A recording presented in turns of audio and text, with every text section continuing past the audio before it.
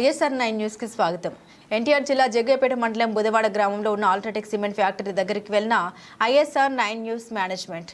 UltraTech cement ఫ్యాక్టరీలో నిన్న boiler blast అయ్యి అక్కడ పనిచేస్తున్న కార్మికులు తీవ్రంగా గాయపడి చనిపోయిన వారిని నిన్న చూసాం.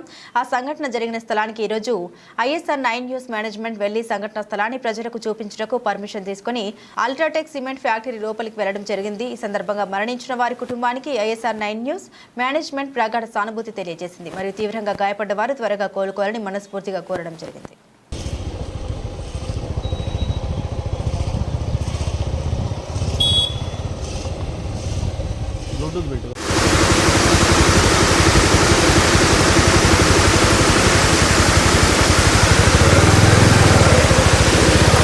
జిల్లా జగ్గయ్యపేట మండలంలో బుధవాడ గ్రామంలోనే ఉన్న అల్ట్రాటెక్ సిమెంట్ ఫ్యాక్టరీ దగ్గరికి వచ్చి మనం ISR9 న్యూస్ ద్వారా కొన్ని విషయాలని మరి ప్రజలకి చూపించాలన్న ఉద్దేశంతో వచ్చాము. ఇక్కడ మనం చూడొచ్చు ప్లాంట్ ఎక్కడైతే బాయిలర్ ఉందో ఆ బాయిలర్ దగ్గరికి మనం వచ్చాము.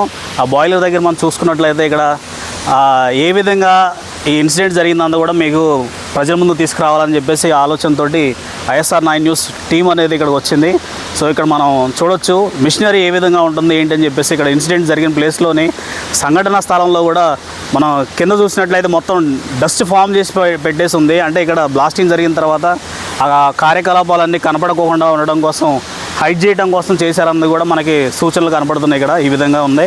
సో ఇలాంటి ప్లేస్లోని మనం మరి ఎవరికి పర్మిషన్ ఇవ్వలేదు, కానీ ఇక్కడ మనం పర్మిషన్ తీసుకొని ఈ విధంగా వచ్చి మనం మరి ప్రజల దగ్గరికి ఈ నిజాలను తీసుకురావాలని చెప్పేసి ఉద్దేశంతో ISR9 న్యూస్ ఈరోజు మరి బుధవాడ గ్రామంలో ఉన్న అల్ట్రాటెక్ సిమెంట్ దగ్గరికి ఫ్యాక్టరీలోకి వచ్చాం. మనం ఇక్కడ చూడొచ్చు సంఘటన స్థలాలను పరిశీలన చేయొచ్చు.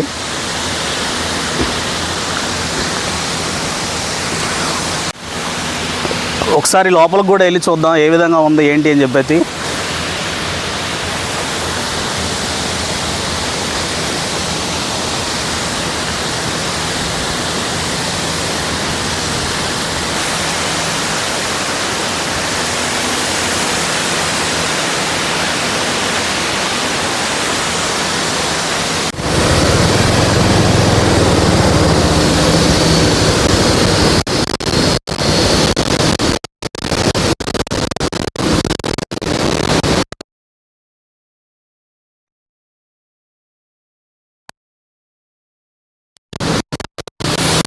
బాయిలర్ ఉన్న సంఘటనా స్థలం అనేది ఇక్కడే కనపడుతుంది మనకి. ఈ ఆనవాళ్ళలోనే బాయిలర్ అనేది బ్లాస్టింగ్ అవ్వడం ఇక్కడ ఇన్స్టెంట్గా కనపడుతుంది మనకి.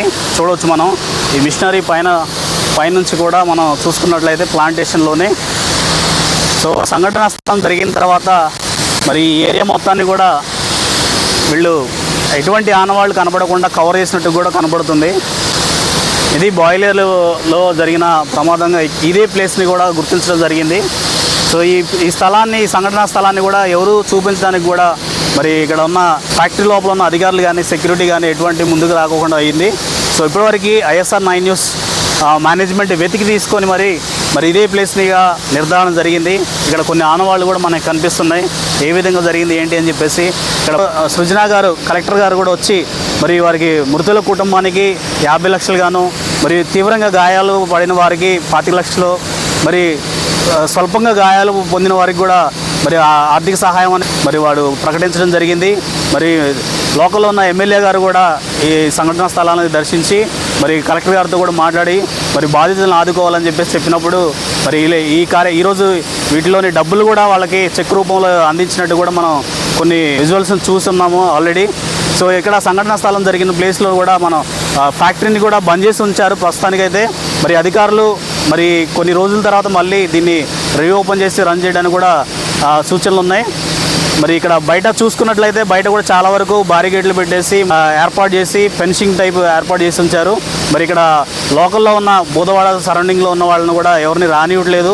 మరి మీడియాని మాత్రమే లోపలికి అలౌ చేశారు. ఈరోజు ఇది కూడా మనం పర్మిషన్ ద్వారానే లోపలికి ఎంటర్ అయ్యాము, ఎవరికి కూడా పర్మిషన్ అనేది ఇవ్వట్లేదు. సో ఇలాంటి సంఘటన స్థలంలోనికి ఎవరిని కూడా పంపించడానికి ఆసక్తి చూపించట్లేదు ఫ్యాక్టరీ మేనేజ్మెంట్. ఈరోజు మనం మరి పర్మిషన్ తీసుకొని లోపలికి వచ్చి సాహసం చేసింది ISR9 న్యూస్. ఎందుకంటే మరి ప్రజలకి ఏం జరిగింది ఏంటి అని చెప్పేసి చూపించడం కోసం మరి ఎటువంటి జాగ్రత్తలు తీసుకోవాలి, మరి మేనేజ్మెంట్ కూడా కంపల్సరీ ఎలాంటి ప్రమాదకరమైన ఇండస్ట్రీలో పనిచేసే కార్మికులకు కూడా మరి వారు చాలా భద్రతా చర్యలు తీసుకోవాల్సిన అవసరం ఉంది. ఎందుకంటే మరి మనుషుల ప్రాణం అనేది చాలా ఇంపార్టెంట్, వస్తువుల కంటే కూడా, ఫ్యాక్టరీ కంటే కూడా. మరి ప్రాణ నష్టం జరిగితే అది ఎంత ఇచ్చినా కానీ దానికి విలువ కట్టలేము. మరి ఏదన్నా వస్తువు ఖరాబ్ అయిపోతే, చెడిపోతే వస్తువుని కొనుక్కోవచ్చు, కానీ మనిషిని మాత్రం మనం తిరిగి తీసుకొని రాలేము. మరి ఈరోజు మృతుల కుటుంబాలకు కూడా మరి ప్రగాఢ సానుభూతి ఐఎస్ఆర్ 9 న్యూస్ మేనేజ్మెంట్ ద్వారా మరి మా రిపోర్ట్స్ ద్వారా కూడా తెలియజేస్తున్నాము.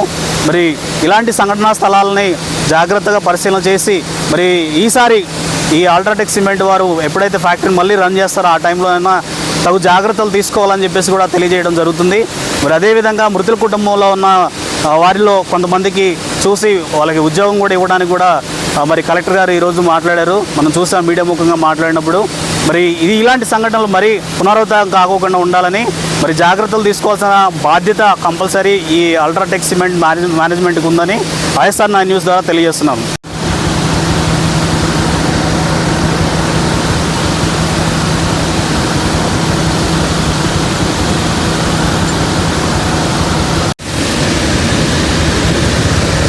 ఇక్కడ పర్యావరణ కాలుష్యం కూడా చాలా ఎక్కువ ఉందని కూడా మనం చూడవచ్చు. ఇక్కడ ఏదైతే చెట్లు నాటారో చెట్లకి మొత్తం కూడా డస్ట్ ఫామ్ అయిపోయి ఉన్నది. మరి ఈ అల్ట్రాటెక్ సిమెంట్ వాళ్ళు కంపల్సరీ చెట్లను ఇంకా పెంచాల్సిన అవసరం ఉంది. ఎందుకంటే మరి పర్యావరణ రక్షణ బాధ్యత తీసుకొని వీరు మరి ఫ్యాక్టరీని రన్ చేయాల్సిందిగా కోరుతున్నాం. మరి ప్రజలకు కూడా మరి లోపల ఇంత హెవీగా డస్ట్ ఫామ్ అవుతుందంటే బయట గాలిలోని వాయు కాలుష్యం ద్వారా మరి ఎంత బయటికి వెళ్తుందో అన్నది కూడా మనం చూడవచ్చు. ఇక్కడ చెట్ల నిండా నిండిపోయి ఉన్న దుమ్మును చూస్తుంటే మరి ఇక్కడ ఇంకా ఎక్కువగా మనకి చెట్లు నాటి వీళ్ళు మరి పర్యావరణ వాతావరణాన్ని కాపాడాల్సిన బాధ్యత మరి ఫ్యాక్టరీ యాజమాన్యం తీసుకోవాల్సిందిగా ఐఎస్ఆర్ 9 న్యూస్ ద్వారా కోరుకుంటున్నాం. ఇక్కడ ప్రజల్లో కూడా మరి వారి భద్రత, మరి వారికి అనారోగ్య సమస్యలు రాకుండా ఉండడం కోసం చెట్లని మరిన్ని నాటి మరి ఈ నియోజకవర్గంలో కూడా ఈ చుట్టుపక్కల బూదవాడ దగ్గరలో ఏరియాలో కూడా చెట్లు నాటాల్సిందిగా మరి ఈ మేనేజ్మెంట్కి ఐఎస్ఆర్ 9 న్యూస్ ద్వారా తెలియజేస్తున్నాం.